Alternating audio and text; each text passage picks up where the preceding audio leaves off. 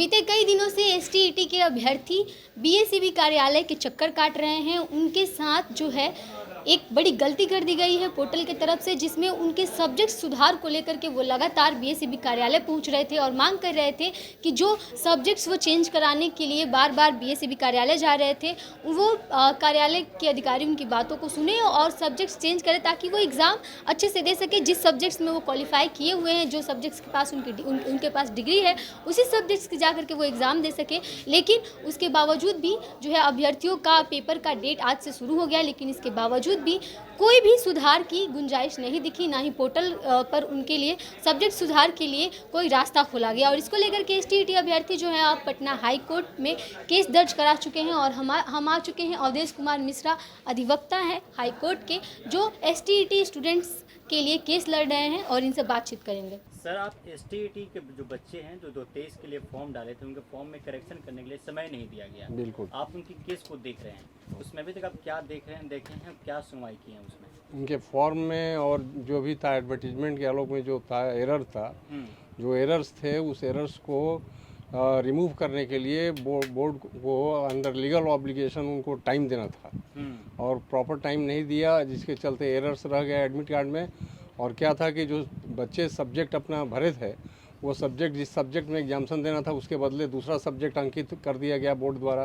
तो उसके करेक्शन के लिए उनको करेक्ट करने के लिए मौका देना चाहिए था, जो मौका उन लोगों ने नहीं दिया, जिसके चलते ये सारे बच्चे डिप्राइव्ड हो गए एग्जामिनेशन देने से। जैसे जिनका साइंस पेपर है और उसके बदले दूसरा पेपर का उसमें सब्जेक्ट मेंशन किया गया है, तो वो गलत चीज़ है। वो गलत सब्जेक्ट में दूसरे सब्जेक्ट में वो कैसे देंगे? जो जिसका स्टडी किया है, ग्रेजुएशन में जो सब्जेक्ट था ऑनर्स में था, और उसके बाद क्या था बीएड वगैरह में जो सब्जेक्ट इन लोगों का था, वो ऑप्शनल सब्जेक्ट जो देना था उसी सब्जेक्ट में बोर्ड के द्वारा गड़बड़ी की गई है।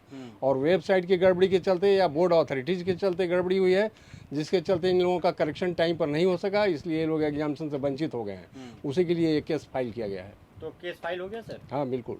अब आगे इसमें क्या कार्रवाई होगी? अब आज तो एडवोकेट जनरल कॉपी सर्व हुआ है, फिर स्टैम्प रिपोर्टिंग में उसका अपना प्रोसेस है हाई कोर्ट का, और उसमें समय लगता है। फिर नंबर मिलेगा, CWJC नंबर अलॉट होगा। उसके बाद इस केस को मैं मेंशन करूँगा, जिस जज के पास ये सब्जेक्ट अलॉटेड है वहाँ मैं जाके मेंशन करूँगा कि अर्ली डेट फिक्स कर दिया जाए।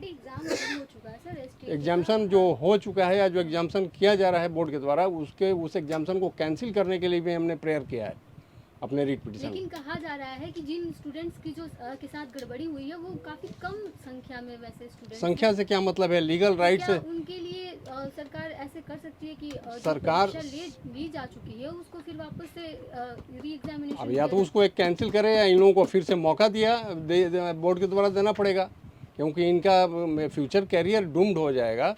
उसके लिए सरकार गलत करने के लिए नहीं है, और उसी गलत को देखने के लिए हाई कोर्ट बना है। High court under inherent जुडिक्शन article 226 में रीट में ये सब चीज़ हम लोगों को अधिकार है कि जिनके लीगल राइट्स को हनन किया जा रहा है उसको प्रोटेक्ट करने के लिए हम लोगों ने ये रीट फाइल किया है।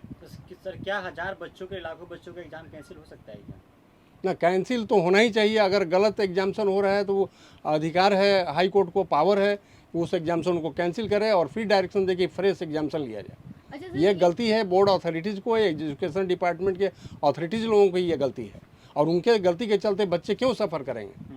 सर, एक सवाल ये है कि कहा जा रहा है कि जहाँ पर 2 लाख 3 लाख बच्चे फॉर्म फिलअप कर रहे हैं, वहाँ पर अगर 200 300 100 बच्चों की इस तरीके से अगर गलती निकल करके सामने आती है सब्जेक्ट्स वगैरह को लेकर के, तो फिर क्या ये गलती साइबर कैफे वाले की हो सकती है जिन्होंने फॉर्म फिलअप किया है, स्टूडेंट्स की हो सकती है, पोर्टल की ही गलती है? नहीं, गलती चाहे जहाँ भी हो, उसी गलती को रिमूव करने के लिए मौका देने का प्रावधान है, और वो बोर्ड अथॉरिटीज़ को देना है, एजुकेशन डिपार्टमेंट का अथॉरिटीज़ को देना है, ताकि इन लोगों का जो भी एरर है वो रिमूव हो जाए। 24-25 तारीख को कहा गया था कि 2 दिन ऐसा है जिस दिन जाकर के स्टूडेंट जो है अपना करेक्शन करवा सकते। और उसी बीच बीपीएससी द्वारा टीचर्स के अपॉइंटमेंट का भी एग्जामिनेशन कंडक्ट कराया गया है, जिसके चलते इन लोगों को मौका नहीं दिया गया। तो जो मौका नहीं दिया है, इन लोगों को ऑप्शन देना था, बोर्ड को मौका देना चाहिए था कि रिमूव कर ले। अगर टाइम पर रिमूव हो गया होता तो इन लोगों को कोई रीट फाइल करने की आवश्यकता नहीं पड़ती। तो क्या इन अभ्यर्थियों को न्याय मिल पाएगा सर? हम तो उम्मीद करते हैं कि न्याय मिलना चाहिए। बिल्कुल। और अभ्यर्थियों सब क्या कहना चाहिए? क्या जो अभ्यर्थी घर पर बैठ के इस वीडियो को सुन रहे हैं, उनसे अब क्या कहना चाहिएगा? उनसे तो जो हमको नहीं सुन रहे हैं, उनसे हमें कहने का काम कुछ मौका है। अब कोई सुन रहा है वो अपनी जगह पर सुन रहा है, नहीं, जो अभ्यर्थी आपको बहुत सुन लोग रहे हैं पहुंच उनको नहीं क्या पा रहे आश्वासन हैं। हमको न्याय कैसे दिलाना है उसके बारे में हमको सोचना है। हमने अपनी कार्रवाई कर दी, बाकी कोर्ट और जज के हाथ में फैसला है, वो अपना एजुकेशन फैसला। बोर्ड में भी ये लोग गए थे मिलने के लिए, बोर्ड भी इन लोगों को बातों को नहीं सुन रही है, दूर दूर आके भगा दे रही है वहाँ से। ये गलत शिक्षा मंत्री भगा दे रहे हैं वहाँ से। ये गलत एक्शन है अथॉरिटीज़ का भी, और जो भी अथॉरिटी इसमें है वो गलत कर रहे हैं कि बच्चों के लाइफ से खिलवाड़ कर रहे हैं। ये अधिकार उनको नहीं है। सर आपका परिचय? अवधेश कुमार मिश्रा, मैं यहाँ 1980 अगस्त से अधिवक्ता हूँ उच्च न्यायालय पटना में।